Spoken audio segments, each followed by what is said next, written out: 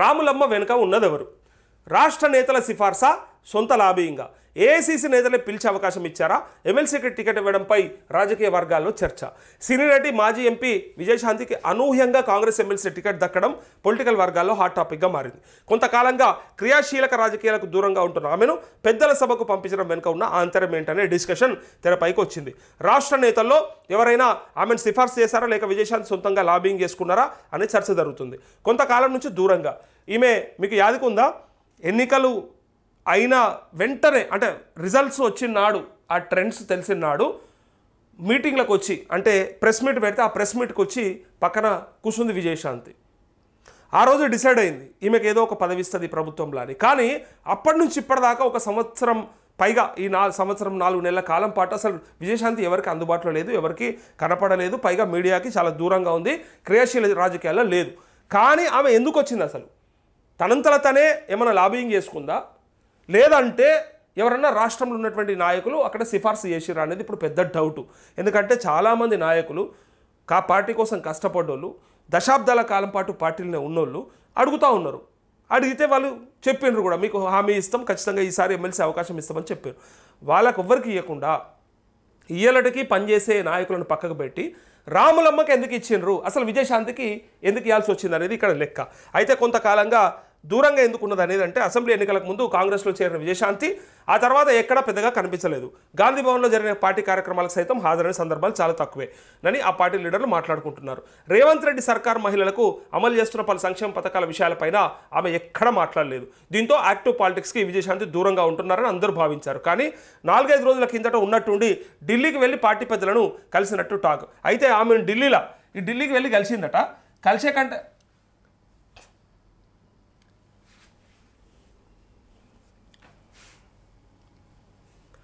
ఈ ఢిల్లీకి వెళ్ళి కలిస్తే మరి ఎవరి బ్లెస్సింగ్తోనే ఆమె బయటపడ్డది? ఎంతోమంది లాబింగ్ చేసుకుంటే కూడా ఎవరికి రాంది ఒక విజయశాంతికి ఎట్లొచ్చింది? వీళ్ళకు ఉన్నటువంటి అనుమానం ఇప్పుడు ఇగో.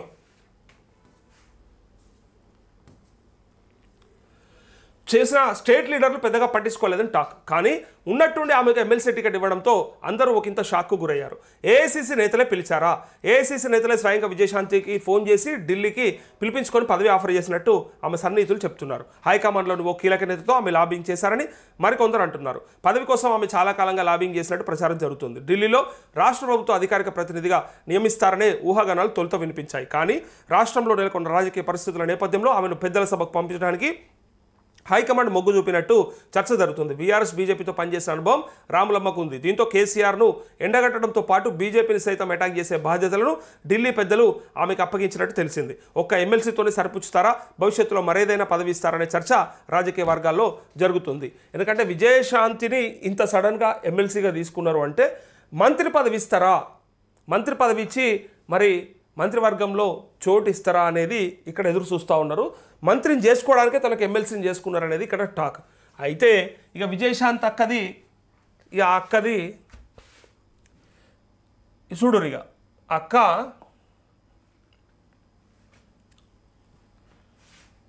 ప్రెస్ మీట్లో నిన్న మాట్లాడింది.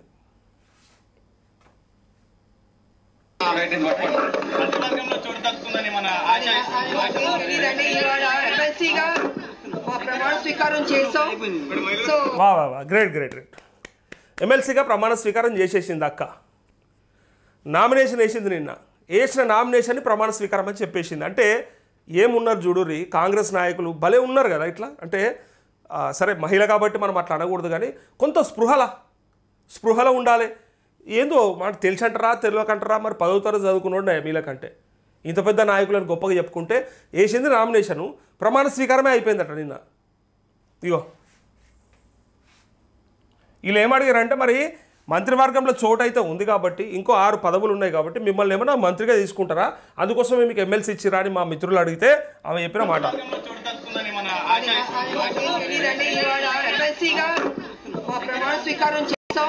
Very good. ఇది అంట కదా ఓడిశేరా సుమతి అంటారు చూడు, ఓడిశేరా సుమతి అయిపోయి. అసలే తెలివి తక్కువ వాళ్ళు మంత్రివర్గంలో ఉన్నారని, తెలివి లేని వాళ్ళంతా ఎమ్మెల్యేలు అయ్యారని, వాళ్ళతో ఏం పనులు అయితే లేవని సస్తా ఉన్నారు తెలంగాణ సమాజం అంతా. మీదికెంచిగా ఇట్లా ఎమ్మెల్సీలు కూడా తెలివి ఎంత ఉన్నదో చూసిరు. వేసింది నామినేషను, దాన్ని పట్టుకొని ప్రమాణ స్వీకారమే చేసేసినట్టుగా ఇక చెప్పేసినట్టుగా నిన్న భయం కానీ పక్షపాతం కానీ అని అన్నట్టుగా నిన్న భారత రాజ్యాంగంపై ప్రమాణం చేసినట్టుగా తను ఊహించుకుంటా ఉన్నది. సో మరి ఇది ఎంత పార్టీ ముందర పడుతుంది, మరి విజయశాంతి వెనుక ఉన్నది ఎవరు, తనకెందుకు సడన్గా ఇచ్చిర్రు, అసలు ఇవ్వాల్సింది ఎవరికి ఇచ్చింది ఎవరికి అనేది ఇక్కడ లెక్క. అయితే ఈ లెక్కల నేనేం చెప్పబోతున్నా అంటే అసలు ఈ ఎమ్మెల్సీ సీట్లు ఏవైతే ఉన్నాయో ఇచ్చింది ముగ్గురికి. సామాజిక న్యాయం పాటించారా అంటే పాటించినట్టే కనిపించింది. ఒక బీసీ, ఒక ఎస్సీ, ఒక ఎస్టీకి ఇచ్చినట్టుగా క్లియర్గా కనిపిస్తూ ఉంది. ఒకటి అద్దంకి దయాకర్, ఓకే, అద్దంకి దయాకర్. రెండు శంకర్ నాయక్. మూడు విజయశాంతి. అయితే ఇక్కడ చూడండి, ఇక్కడ పొత్తులో భాగంగా సిపిఐకి ఒకటి ఇవ్వాల్సి వచ్చింది. నెల్లికంటి సత్యము నామినేషన్ వేసిండు, అది సిపిఐ నుంచి. అయితే ఇది నిన్న మొన్న అందరూ కూడా చర్చించుకోరు, మాట్లాడుకోరు. కానీ ఇక్కడ కొన్ని ఏమొస్తున్నాయంటే ఇప్పుడు అద్దంకి దయాకర్ అనేట ఆయన ఉమ్మడి నల్లగొండ, శంకర్ నాయక్ కూడా ఉమ్మడి నల్గొండ. అంటే ఇప్పుడు నల్గొండ జిల్లాకు డీసీసీ ప్రెసిడెంట్గా ఉన్నాడు, డిస్ట్రిక్ట్ కాంగ్రెస్ కమిటీకి ప్రెసిడెంట్గా ఉన్నాడు.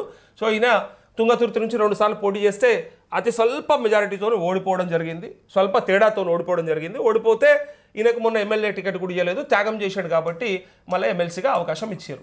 ఈయన కూడా ఎమ్మెల్సీగా అవకాశం ఇచ్చారు. అసలు విజయశాంతి ఎట్లొచ్చింది, విజయశాంతి ఎక్కడికి వెళ్ళి వచ్చింది, అసలు ఎవరి వల్ల వచ్చింది, మరి సంవత్సర కాలం పాటు కనిపించిన విజయశాంతి సడన్గా ఇప్పుడు సీన్లకు ఎందుకు తీసుకొచ్చారు అనేది ఇక్కడ ముచ్చట.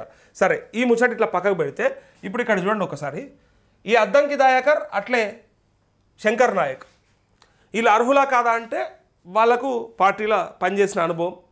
ఈయన 10 ఏళ్ళ నుంచి కొట్లాడుతూ ఉన్నాడు, బీఆర్ఎస్ పైన ప్రయత్నం బాగా చేసిండు, గట్టిగా మాట్లాడిండు టీవీలల్లో చర్చలల్లో. సరే, పార్టీని ఎక్కడికి వెళ్ళి ప్రొటెక్ట్ చేసిండు కొంత, కాంగ్రెస్ పార్టీని. ఈయనకి ఇవ్వడం పట్ల ఎవరు కూడా అభ్యంతరం లేదు, ఓకే ఆయన కష్టపడ్డాడు, ఆయన అర్హుడే అన్నట్టుగా ఉండే. సో ఇక్కడ డిస్ట్రిక్ట్ కాంగ్రెస్ ప్రెసిడెంట్ అయినటువంటి ఈ శంకర్ నాయక్ వచ్చింది. ఈ శంకర్ నాయక్కు ఎందుకు వచ్చింది అనేది చాలామంది అనుమానపడ్డారు. సో ఎస్టీ, ఓకే, అక్కడ ఖచ్చితంగా సామాజిక సమీకరణాలు పనిచేస్తున్నాయి. ఇంకా ఎవరు లేరంటే మొత్తమంది ఉన్నారు.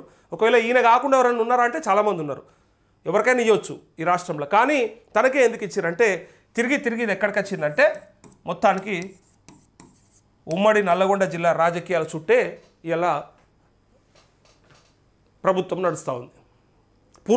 పూర్తిగా రేవంత్ రెడ్డి కీలుబొమ్మగా మారిపోయింది. ఈ ఉమ్మడి నల్లగొండ జిల్లా నాయకుల మధ్యలో రేవంత్ రెడ్డి ఇలా కీలుబొమ్మలాగా అయిపోయాడు.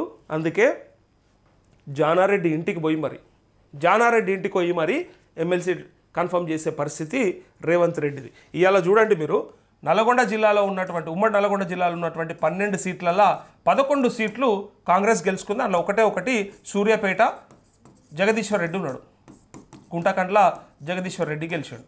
అయితే ఇక్కడ ఎంతమంది రెడ్లు ఉన్నారో మనందరికీ ఎరక. ఉత్తమ్ కుమార్ రెడ్డి, కోమటిరెడ్డి వెంకటరెడ్డి, రాజగోపాల్ రెడ్డి, బత్తుల లక్ష్మారెడ్డి, పద్మావతి రెడ్డి, ఇంకా జయవీర్ రెడ్డి, కుందూరు రఘువీర్ రెడ్డి, జయవీర్ రెడ్డి ఉంటాడు, జానారెడ్డి కొడుకు.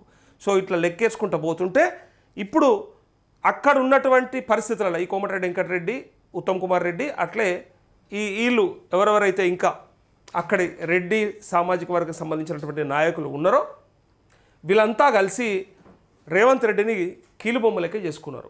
మేము చెప్పినట్టే ఆడు, లేకపోతే నువ్వు దిగిపోవాల్సి వస్తుంది, మేము చెప్పిన వాళ్ళకే వెయ్యాలి.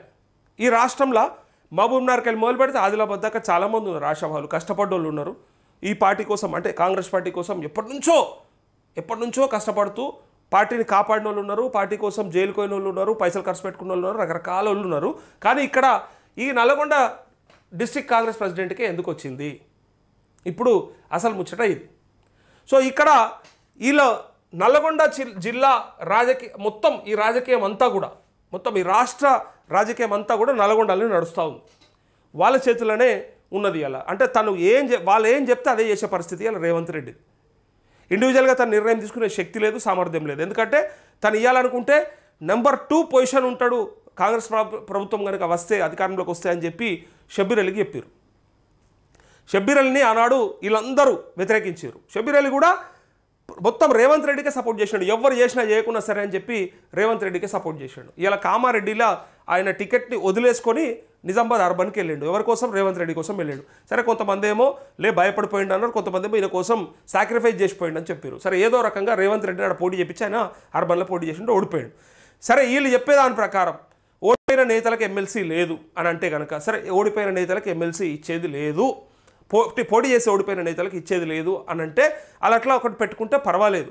కానీ దానివల్ల ఏమైపోయిందంటే ఇప్పుడు అర్హత అనే కాడికి వచ్చింది లెక్క. ఎవరికి అర్హత ఉన్నది, ఎవరికి అర్హత లేదు, ఎవరు పార్టీ కోసం కష్టపడ్డారు, ఎవరికి పార్టీ కోసం గతంలో మంత్రులుగా పనిచేసి అనుభవం ఉన్నది ఎవరికి, మరి ఎవరికి ఇస్తే బాగుంటుంది అనే దాని మీద ఈయన రేవంత్ రెడ్డి కొంతమంది పేర్లు అయితే పంపిండు. అది అందరికీ తెలుసు. షబ్బీర్ అలీ కావచ్చు, వేం నరేందర్ రెడ్డి కావచ్చు, ఫహీం ఖురేషి కావచ్చు, ఇంకా చాలా పేర్లు ఉన్నాయి. వీళ్ళకి ఇస్తే బాగుంటుందని చెప్పి ఆయన రెఫరెన్స్ చేసిండు. కానీ ఆయన ఇచ్చిన లిస్టులోంచి ఒక్క పేరును తీసుకోలే. ఆయన ఇచ్చిన లిస్టులోంచి ఒక్క పేరును తీసుకోలే. ఈ అద్దంకి దగ్గరికి ఎట్లా వచ్చిందో మీ అందరికీ ఎరక. ఈ రెడ్ల దగ్గర మోకరిల్లితే తప్ప, ఈ రెడ్ల దగ్గర బతిమలాడుకుంటే తప్ప, మీరు తప్ప ఇక నాకు ఏం లేదు, ఈసారి కాకపోతే మళ్ళీ రాదు జీవితంలో అని చెప్పి బతిమలాడుకుంటే తప్ప ఇలా ఆయనకి ఆ పదవి రాలేదు. అదే పరిస్థితి ముందరే గ్రహించి పసిగట్టి సంవత్సరంన్నర నుంచి వెయిట్ చేసి ఓపిక బట్టి చివరికి ఇక ఇప్పుడు కాకపోతే భవిష్యత్తులో దొరకదని చెప్పి వాళ్ళతోని కాంప్రమైజ్ అయితే తప్ప వాళ్ళు ముందర పడేయలేదు. అందుకోసానికే ఇలా అద్దంకి దయాకర్కు ఈ రకంగా వచ్చింది. అది వీళ్ళు ఒప్పుకుంటేనే, మళ్ళా నల్గొండ జిల్లా నాయకులు ఒప్పుకుంటేనే అద్దంకి దయాకర్కు అది ఆయన కోటాలనే వచ్చింది, అది వాళ్ళ కోటాలనే వచ్చింది. అది తర్వాత డిస్ట్రిక్ట్ కాంగ్రెస్ ప్రెసిడెంట్గా ఎంతోమంది ఉన్నారు. అన్ని జిల్లాలకున్నా ఈ ఒక్క జిల్లాకు ఉన్నటువంటి ఎస్టీ నాయకుడిని, సరే ఆ నాయకుడికి అర్హత ఉండొచ్చు, కానీ అదే స్థాయిలో ఉన్న అర్హతలు చాలామందికి ఉంటాయి. అనూహ్యమే, ఇది కూడా అనూహ్యమే. కానీ అది కూడా వీళ్ళు ఒప్పుకుంటేనే, అది జానారెడ్డి ఇంటికి పోతేనే.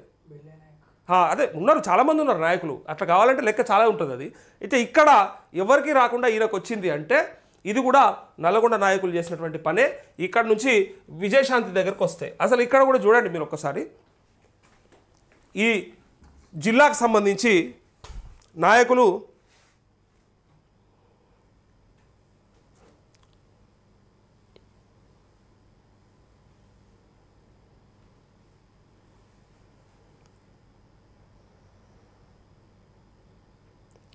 ఇక్కడ 12 నియోజకవర్గాలల్లో దేవరకొండ వచ్చి బాలునాయక్, నకిరేకలు వచ్చి వేముల వీరేశం, మునుగోడు నుంచి స్టార్ట్ ఇక రాజగోపాల్ రెడ్డి, నల్గొండ వెంకటరెడ్డి, మిర్యాలగూడ బత్తుల లక్ష్మారెడ్డి, నాగార్జున సాగర్ కుందూరు జయవీర్ రెడ్డి, కోదాడ పద్మావతి రెడ్డి, తుంగతుర్తి మళ్ళీ మందుల సామేలు, సూర్యాపేట జగదీష్ రెడ్డి, హుజూర్ నగర్ ఉత్తమ్ కుమార్ రెడ్డి, ఇక్కడ భువనగిరి కుంభం అనిల్ కుమార్ రెడ్డి, ఆలేరు బీర్ల ఎలయ్య. ఇక్కడ చూడండి ఒక్కసారి, ఈ ఉమ్మడి నల్గొండ జిల్లాల యాదాద్రి నల్గొండ ఇలా సూర్యాపేట కలిపితే ఉమ్మడి నల్గొండ జిల్లా అవుతుంది. ఇందులో ఇలా ఎస్సీలు 2 అయితే, ఎస్టీ 1 అయితే, మిగిలిన సీట్లు మొత్తం ఒకటి బీసీ అయితే, మిగిలిన సీట్లు మొత్తం రెడ్లకు సంబంధించినటువంటి సీట్లు. సో ఇక్కడ 7 ఎమ్మెల్యేలు రెడ్లు ఉన్నారు. సో మొత్తం ఇలా నల్గొండ మొత్తం వీళ్ళ చేతుల్లోనే ఉంది. వీళ్ళు చెబితేనే ఎవరికైనా పదవులు ఇచ్చే అవకాశం. రేవంత్ రెడ్డి కూడా వీళ్ళని కాదని ఏం చేసే పరిస్థితి లేదు. ఆయన అనుకున్నాడు ఎవరికన్నా ఒక ఎమ్మెల్సీ పదవి ఇప్పించుకుందామని, ఆయనతోని కానే అంతే. రేవంత్ రెడ్డి అలా ఉత్తగా ఒక బొమ్మలు ఎక్కువ ఉన్నాడు అంతే. ఉన్నాడు, ఆడిస్తుందంతా వీళ్ళే. మొత్తం నల్గొండ రెడ్లే ఆడిస్తూ ఉన్నారు. అందుకోసానికే జానారెడ్డి ఇంటికి పోయి మరి ఆయన పదవిని ఫైనల్ అంటే ఎమ్మెల్సీ టికెట్లు ఎవరికి ఇవ్వాలి, ఏం చేయాలని ఫైనల్ చేసే పరిస్థితికి వచ్చింది. మరి ఇది నిజంగా ఇది మంచి జరుగుతుందా? మరి మిగతా జిల్లాలకు సంబంధించిన ప్రాతినిధ్యం అక్కర్లేదా? మిగతా జిల్లాలు మరి కాంగ్రెస్ పార్టీకి ఓట్లు వేయలేదా? అక్కడ నాయకులకు మరి గుర్తింపు అక్కర్లేదా? మరి పోటీ చేసి మరి సరే ఓడిపోయిన వాళ్ళు ఉన్నారు, పైగా కొంతమందికి పోటీ చేయడానికి కూడా అవకాశం ఇవ్వకపోతే వాళ్ళంతా సాక్రిఫైస్ చేస్తున్నారు. వాళ్ళెవ్వరికి ఇవ్వకపోతే మరి ఇలా ఈ తారతమ్యాలు రేపు పొద్దుగాల మళ్ళా ప్రాంతీయ భేదాలు వస్తాయి అనేదే ఇక్కడ నేను చెప్పదలుచుకున్నా. నల్గొండ ఒక్కటైనా, మహబూబ్నగర్ ఒక్కటైనా అనే పేర్లు ఎందుకు రావాలి? గతంలో గజ్వేలు, సిద్దిపేట, సిరిసిల్ల అనే పేర్లు ఎట్లయితే ఉన్నాయో ఇవాళ కూడా రాష్ట్ర రాజకీయాల హాట్ టాపిక్గా మారింది నల్గొండ జిల్లా. మాకు అక్కడ వాళ్ళ మీద ఏమీ జలస్ కానీ లేకపోతే అసూయ కానీ ద్వేషాలు కానీ ఏమీ లేవు. కానీ ముఖ్యమంత్రి రాష్ట్రానికి ముఖ్యమంత్రి, ఒక నల్గొండకు ముఖ్యమంత్రి. మీరు చెప్పిన చోటనే మీరు చెప్పినట్టుగానే ఆడనీకి మరి ఆయన మీ యొక్క నల్గొండ జిల్లాకు ముఖ్యమంత్రి కాదు కదా అనేది ఇక్కడ నేను అడుగుతా ఉన్నా. ఆయన మొత్తం రాష్ట్రం మొత్తం సమపాలనల్లా సమతుల్యత పాటించాలి కదా అనేది ఇక్కడ నేను చెప్పదలుచుకున్నా. అయితే ఇక్కడ నుంచి ఇక్కడికి వస్తే ఇక విజయశాంతి, ఈ విజయశాంతి ఎక్కడి నుంచి వచ్చింది అంటే విజయశాంతి గారికి ఏఐసిసి నేతల బ్లెస్సింగ్స్ ఉన్నాయి. అందున ముఖ్యంగా మీనాక్షి నటరాజన్, ఇక్కడ ఎవరైతే మొన్న ఇన్ఛార్జ్ ఈ రాష్ట్ర కాంగ్రెస్ వ్యవహారాల ఇన్ఛార్జ్ దీప్దాస్ మున్షి తర్వాత మీనాక్షి వచ్చిందో, మీనాక్షి వచ్చిన తర్వాత 2 అనూహ్యమైన పరిణామాలు. ఒకటి తీన్మార్ మల్లను సస్పెండ్ చేయడం, రెండవది ఇక్కడ విజయశాంతి గారిని సీన్లకు తీసుకురావడం. విజయశాంతిని తీసుకొచ్చి ఇక్కడ మరి మినిస్టర్ని చేస్తారా అని ఇక్కడ చాలామందికి అనుమానం ఉన్నది. బట్ మినిస్టర్ని చేయడం కోసం కాదు, తనని తీసుకొచ్చింది సేమ్ బీజేపీ బీఆర్ఎస్లో పనిచేస్తున్నది. కేసీఆర్ దగ్గర భంగపడ్డోళ్ళు, కేసీఆర్ దగ్గర మోసపోయిన వాళ్ళు ఉంటే కొంత బలం వస్తుంది అని. ఎప్పటి నుంచో ఇంట్లో పనిచేసిన వాళ్ళు, ఎప్పటి నుంచో దీంట్లో ఉన్నోళ్ళు, వాళ్ళని తీసుకొచ్చి పెట్టుకుంటే వాళ్ళతో ఏమన్నా వస్తుందా అంటే వాళ్ళకంటే కూడా అక్కడ భంగపడ్డోళ్ళు వస్తే వీళ్ళ ద్వారా తిట్టిపించినా, వీళ్ళ ద్వారా మాట్లాడిపించినా అది కొంత ఇంపాక్ట్ ఉంటుందనే ఉద్దేశంతో ఇక్కడ ఇచ్చారు. ఇక్కడ ఇస్తే అక్కడ రివర్స్లా ఎవరికి దాసోజు శ్రవణ్కి ఇచ్చారు. ఎవరు తెలుసా? సేమ్ బీఆర్ఎస్ చేసిన పని. బీఆర్ఎస్ ఏం చేసిందంటే దాసోజు శ్రవణ్కి ఇచ్చింది. ఈయన కూడా బీసీ సామాజిక వర్గం, కానీ ఇటు కాంగ్రెస్ ఇటు బీజేపీ వాళ్ళకెళ్ళి ఇటు బీఆర్ఎస్లోకి వచ్చిన ఆయన. ఇప్పుడు చూడండి, ఇక అంటే పార్టీలు మారితేనే ప్రియారిటీనా? ఇలా ఏమనుకుంటారంటే కాంగ్రెస్లో పనిచేసిన ఆయన జనరల్ సెక్రటరీగా పనిచేసిండు కాబట్టి అక్కడ ఉన్నాయని తెలుస్తాయి, ఏదైనా ఉంటే ఈయనతోని మాట్లాడియొచ్చు, ఈయనతో కొట్లాడిపోవచ్చు, ఈయన చెప్తే ఇంకా గట్టిగా ఉంటుంది ఇంపాక్ట్ అని వీళ్ళు అనుకుంటారు. వాళ్ళు అదే చేసిరు, వీళ్ళు అదే చేసిరు. ఇక్కడ బీఆర్ఎస్లో కొట్లాడిన వాళ్ళు, కష్టపడ్డోళ్ళు, ఎప్పటి నుంచో మరి వెయిట్ చేస్తున్న వాళ్ళు ఉన్నారు కదా, వాళ్ళకి ఇవ్వచ్చు కంటే వాళ్ళకి ఇవ్వలే. వాళ్ళు అదే చేసిరు, వీళ్ళు కూడా అంతే. పార్టీలు మారిన వాళ్ళకే మొదలు రెడ్ కార్పెట్లు మరుస్తూ ఉన్నారు. అందుకోసానికే చాలామంది కార్యకర్తలు కూడా ఒకటేసారి ఇట్లా నివ్వెరబోయినరు. ఏంది అసలు ఎక్కడి నుంచి ఎక్కడ పోయారు? ఇప్పుడు కామారెడ్డికి సంబంధించి అయితే కామారెడ్డి కార్యకర్తలు అయితే ఏం చేయాలో అర్థమవుతలేదు వాళ్ళకి. అరే మేము అసలు ఎట్లా ఊహించినాం, ఏమనుకున్నాం, మా సార్ 2వ స్థానంలో ఉంటాడని చెప్పారు. అది అధిష్టానం చెప్పింది, పైగా ఇక్కడ రేవంత్ రెడ్డి కూడా చెప్పే. మరి అధికారంలోకి వచ్చి ఇన్ని రోజులు అయిపోయి మాకేదో పల్లెంలో అన్నీ పెట్టి తినడానికి అన్నీ పెట్టి చేతులు కట్టేసినట్టు మూతి కట్టేసినట్టు అయిపోయిందని బాధపడతా ఉన్నారు వాళ్ళు. 10 ఏళ్ల పాటు పార్టీని పట్టుకొని ఏడిసి కిందనో మీదనో దండలాడి కేసీఆర్ మీద కొట్లాడి అన్ని రకాలుగా నష్టపోయి అన్ని బాధలు పడి ఇలా అధికారంలోకి వచ్చినా ఏం చేయలేని పరిస్థితులలో అటు సార్కేం రాకపోయా, వీళ్ళకేం రాకపోయా. ఇప్పుడే ఇట్లా ఉంటే పరిస్థితి ఇంకా భవిష్యత్తు ఏంది? ఈ 4 ఏళ్ల కాలం పాటు అసలు మేము ఎట్లా ఉంటాం, ఎట్లా నడుస్తుంది?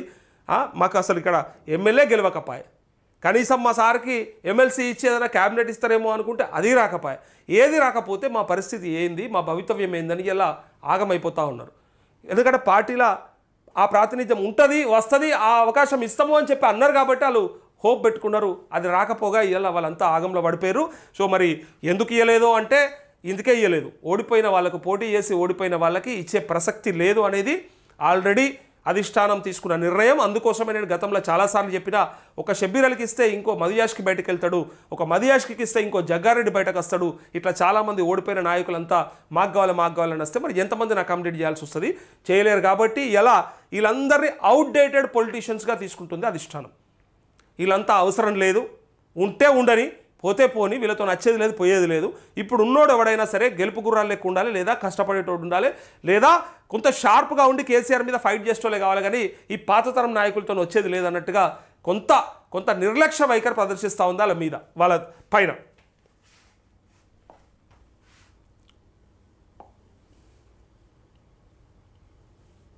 అయితే ఈ విజయశాంతి గురించి అందరు కూడా డౌట్ పడ్డారు. అరే ఎట్లొచ్చింది, ఎవరన్నా తీసుకొచ్చిండ్రా అంటే మీనాక్షి నటరాజన్ స్కెచ్లో భాగమే ఇదంతా.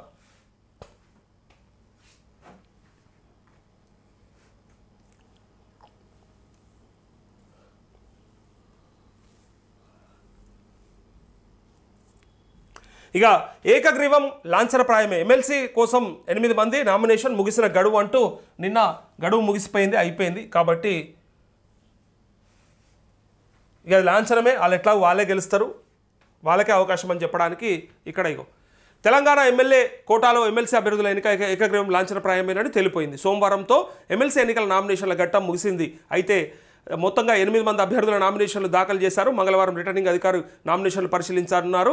అయితే మొత్తం 5 స్థానాలకు గాను ఎన్నికల కమిషన్ నోటిఫికేషన్ ఇచ్చింది. ఇందులో కాంగ్రెస్ పార్టీ నుంచి 4, అద్దంకి దయాకర్, విజయశాంతి, శంకర్ నాయక్, నెల్లికంటి సత్యం, బీఆర్ఎస్ నుంచి ఒక అభ్యర్థి దాసోజు శ్రవణ్ కుమార్, స్వతంత్ర అభ్యర్థులు 3 సిలివేరు శ్రీకాంత్, చాలిక చంద్రశేఖర్, భోగ తిలక్ నామినేషన్లు దాఖలు చేశారు. అయితే బీఆర్ఎస్ నుంచి ఒకే అభ్యర్థి పోటీలో ఉండడంతో ఈ ఎన్నిక ఏకగ్రీవం కానుంది. ఈ 3 ఎవరైతే ఉన్నారో వేయొచ్చు కూడా చెప్పిన ఎవరైనా బయట వాళ్ళు కూడా పోటీ నామినేషన్ వేయొచ్చు. కానీ వాళ్ళకి ఓట్లు పడతాయంటే ఇక పడతాయి మనకు తెలుసు కదా, అది విప్పు జారీ చేస్తారు, వాళ్ళకి సంబంధించిన నాయకులే వాళ్ళ ఎమ్మెల్యేలు వాళ్ళే ఓట్లు వేస్తారు కాబట్టి. అయితే ఈ ఎన్నిక ఏకగ్రీవం కానుంది. బీఆర్ఎస్ పార్టీ నుంచి మరొక అభ్యర్థిని నిలబెడితే ఎన్నికలు జరిగే ఛాన్స్ ఉండేది. బీఆర్ఎస్ 2 అభ్యర్థులను పోటీలో ఉంచబోతున్నట్టు ప్రచారం జరిగింది. కానీ ఆ మేరకు నిర్ణయం తీసుకోకుండా ఒకే అభ్యర్థితో నామినేషన్ వేయించింది. యాక్చువల్గా వాళ్ళకి ఇక్కడ చూడండి, దీని గురించి నేను మొన్న కూడా ఇదే టాపిక్ చెప్పిన.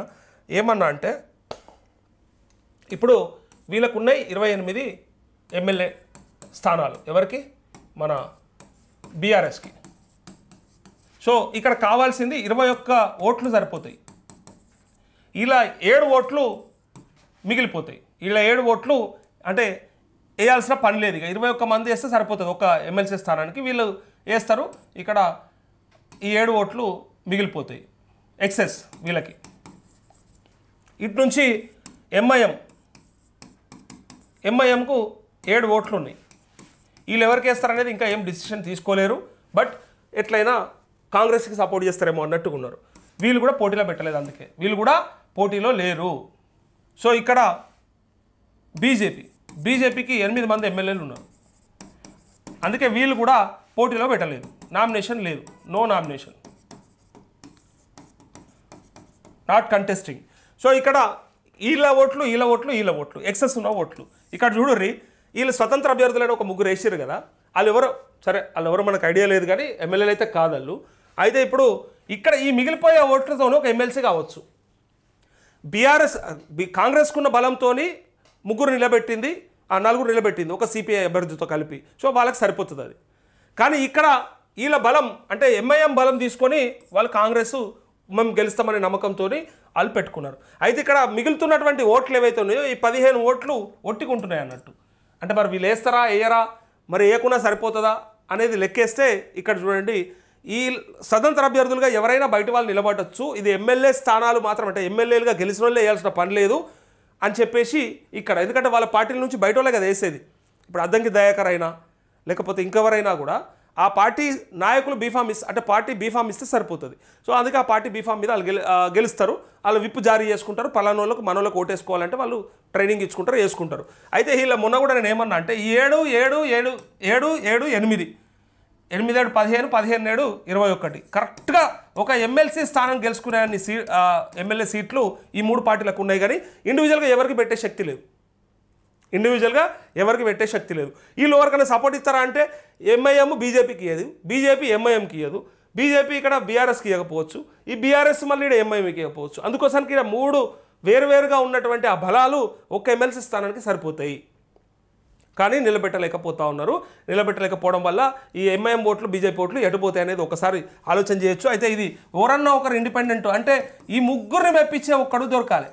ఒకవేళ ఈ సీట్ రావాలంటే ఎవరన్నా ఒకరు నిలబడాలంటే 3 మెప్పించి వేయించుకునేంత కెపాసిటీ ఉండాలి. అది లేదు కాబట్టి ఈ ఓట్లు ఉత్తిగానే పోతాయి, అంటే ఎవరికన్నా వేసేస్తారు.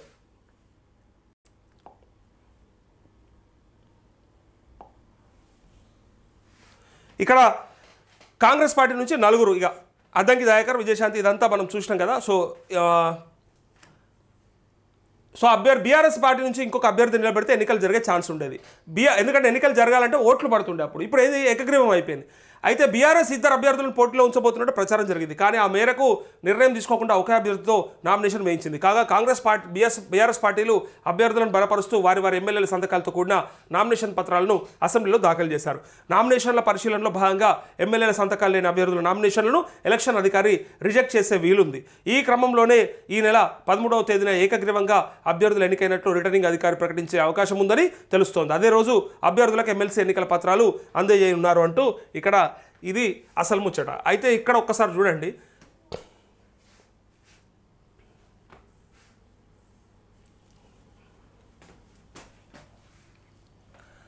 సో ఏకగ్రీవం లాంఛనం అనేది క్లారిటీ. అది ఎన్నికలు ఏమి ఉండవు, సరిపడా బలం ఉన్నాయి కాబట్టి ఎవరి బలం తగ్గట్టు వాళ్ళు చేసేస్తే వాళ్ళకి ఎమ్మెల్సీగా గెలిచినట్టుగా ఇచ్చేస్తారు వాళ్ళకి ధృవీకరణ పత్రం.